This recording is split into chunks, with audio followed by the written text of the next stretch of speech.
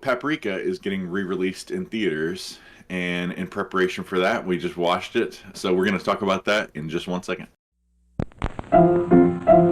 Let's all go to the lobby. Let's all go to the lobby.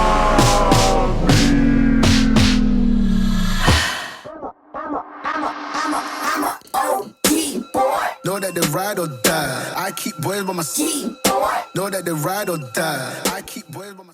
What's up, guys? Welcome back to another iPopcorn for that review. I'm Chris. I'm Nick. And we are talking about Paprika. So this was the last film directed by Satoshi Kon, who also directed Perfect Blue, which we've talked about before, and Tokyo Godfathers, which I would like to see for sure. This is my second time watching this. Your first time, am I right about that? I think First so. time Like watching it? some of it seemed familiar, but maybe I've just seen clips of it or something. Yeah, a very, very famous anime at this point, and also a lot of the inspiration behind Inception. So you'll see some like familiar visuals here, because this was the direct inspiration for Inception for sure. But yeah, interesting little story. It's a little complicated, you know. The basic story here is that there's this device called the DC Mini that lets people enter each other's dreams, and it's kind of like a beta test, and so there's not a lot of checks and balances. So when the device gets stolen, kind of everything, all hell breaks loose because we've lost control of the boundary between dreams and reality, and things get very, very crazy and very visually trippy, and just really a visionary director here, especially after watching like Perfect Blue and this. Because this really felt like a first time watch to me. It's been so long since I've seen this. So, what were your thoughts after watching this movie? Yeah, it was super trippy. I like the visuals were awesome. The music was really good. Some of like the more intense scenes where the music is getting really intense reminded me of some like Final Fantasy boss music. I like that. So I think this is based off of a book too. I don't know if it was a manga or an actual novelization. Well, I certainly I didn't look into that part of it, like whether it's based on a book or a manga. But I can see if this is based on just a book.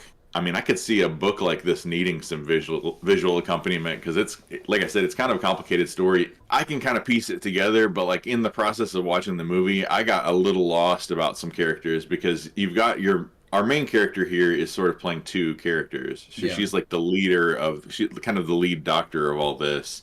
Her alter ego is Paprika. What's her actual name? Chiba? Atsuko Chiba. Yeah. Is her real name, but her alter ego in the dream world is Paprika. She's been kind of using that. I think if I'm understanding correctly, she's kind of gone rogue a little bit, using that as a form of therapy for people, and she's helping this detective out with like kind of being haunted by this recurring dream that revolves around a homicide case that he's working on. But there's more to it than just that. And then there's this very obese, the person who created the device, the DC Mini, and that took an angle that I had completely forgotten about. By the way, I won't give it away right this second, but I mean the end of it, like the angle that his storyline takes, I had completely forgotten. This is kind of her allies, is the guy who created the DC Mini, and then what's the role of like the older little man? Because he's like maybe the director of the whole thing. Or... Yeah, I think he's probably like the lead scientist or the guy in charge of this group of scientists. Mm-hmm. And he's the first one where when things start going haywire, he's the first one we see evidence of that, because there's essentially this parade. It's pretty strange, you know. This is strange stuff here, but there's like this parade of stuff, like dancing frogs and refrigerators and all this nonsense just parading down the street, and he gets sucked up into this dream, and dreams are like meshing with reality, so he's not even asleep, but he starts just spouting out all this chaos, just word salad, doesn't make any sense. Yeah. And just marches himself right out the window and somehow doesn't die. I don't know how he doesn't die, but almost dies. And this keeps happening throughout, so you know that somebody has hacked into the system, and it's probably an inside job. And I guess I didn't really remember him that much from like the previous part of the movie, but I guess what's ultimately happening is like the creator of the DC Mini's assistant is the one that's kind of taken over everything, kind of combined with the director of this whole institution, the chairman, I guess, who's this like bald man in a wheelchair, kind of looks like Professor X type situation or Yeah, a something little like bit. that. But these two together, like, don't like that technology is interfering in the dream world. And but man, there's a certain way that this kind of movie is directed that makes it. I could see somebody not. I feel like I fully didn't fully grasp the storyline the first time I watched this movie. Like, I was appreciating the visual aspect of it, and I liked what I was seeing. But if you had asked me right after I watched this movie the first time in like 2010 or whatever, what just happened exactly, I'd be like, I'm not entirely sure, but it was really cool.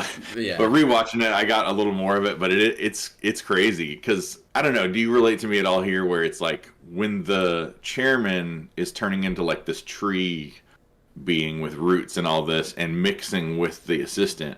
That assistant guy, I just didn't really remember him from a whole lot from like previously in the movie. Like, everybody recognizes him in the dream world, but like when I they're all mean, shocked to see him, and I was kind of like, yeah, who is that again? it doesn't show him that much. I think towards the beginning it shows him walking with Chiba, and they're talking. Hmm. I think that they are kind of talking about the devices that have been stolen, and then he kind of Hmm. just goes to the wayside. You don't see him for a while. So much trippy visual stuff to just feast on here. It's out of control. Like, all the stuff they do with the blue butterflies, and then like all the times where, especially the stuff they do with Paprika's character, especially is my favorite, because they do so much stuff where like she'll just walk into a painting and be riding the horse in the painting, Yeah, or become a, what is it, like a sphinx or a griffin or something like that, become a mermaid, become a, like, it's really really a feast for the old eyeballs for yeah. I sure. mean, the use of how wacky dreams are, and just putting it on, drawing it and making it real was pretty awesome. There's the really cool scene I liked when he kind of unzips her from Paprika. He like pushes his Mhm. hand inside of her, and then like she just comes Unzips her, into. yeah. Yeah. Yeah, there's a lot of just, I think if you're used to like the Western sensibilities in a movie, this will be a cool experience if you don't watch a lot of anime, especially because there's just like a totally different angle that these kind of movies take, and it makes it really unpredictable about what's going to happen next, I think. Because even having watched this movie, even though it was a long time ago, I couldn't remember how it ended. So, and the animation here is like breathtaking, and they do a really good job of mixing, because you can tell there's moments where they're mixing CGI and animation, but I thought it was like handled really well. Like, just for example, like the beginning scene with the clown, you can tell there's like an element of Right. CGI there. Or like anytime there's butterflies involved, I think that's CG. But I think every time they use CG with the animation, it works really well. And all the mind bending stuff with like the city sinking down into a giant hole, and Hmm. or a hallway turning into like a ribbon, all of that stuff is just great. You get a lot of recurring moments, so it kind of reminds you of a dream, like a recurring dream. This is something you gotta experience. Yeah. It's If you worth haven't it's seen worth it, checking out. it's worth a watch. Like you said, the animation's like it's top notch. It's not Studio Hmm. Ghibli like style, but it's just that it's came out in what 2006, 2004. 2006. Hmm. Yeah, it's like that 90s, early 2000s, 80s animation that was just spectacular.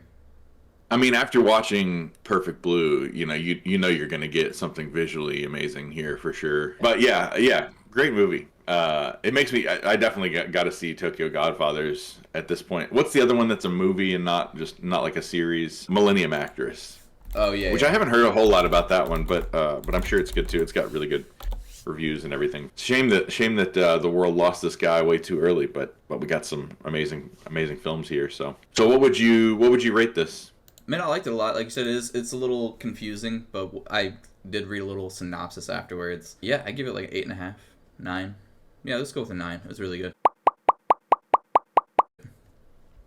Yeah, I was kind of. That's funny. I was kind of torn between those two as well. The only reason that, like, I almost lean 8.5 is like you said, just because following the story. I mean, it took me 2 watches and then a little bit of like Wikipedia to Yeah, fully grasp every. But it's not like the most complicated story ever. Especially if you watch a lot of anime, you'll be like laughing at us for not right. fully grasping Well, every and they kind aspect of this. of when people just start talking nonsense, I'm like, wait a second, what's going on? And they're like, oh, they're just in a dream, but they're in the real world, I guess. I don't know. I wonder how that nonsense speak translates if you actually like understand the original language this is in, because Right. we're having to translate it into garbled English. But I wonder what it's, it probably has a whole different vibe in the original language. But yeah, I'll agree with you. I'll say 9. I'll chalk the little bit of confusion up to just me, you know. Right. Did you 9, yeah. did you watch it in English or did you watch it subtitled? So if you see this in theaters, I'm interested to see if they give you the option or whatever, because we bypassed it is getting the re-release, like we said. We bypassed that, and I just watched it on Tubi. Yeah. Me too. And on Tubi, I didn't see an option to watch it in English, so Okay. I just watched it with subtitles. But yeah, if they give you the option, you know, it might be interesting to see it in English. I think most of the time you lose a little bit of something, unless you're watching a Studio Ghibli movie. I think you lose a little bit with the dub. But you know, this might be great in English. So if you watch this in theaters and you watch the dubbed one, let us know in the comments how it is. If you're like us and you're just now watching this movie for the first time, or if you've seen it a bunch of times, let us know what you think in the comments. And hit like on this video for that cat right there, and and hit subscribe if you haven't already. And yeah, we appreciate you watching, guys, and we'll see you in the next one. Bye.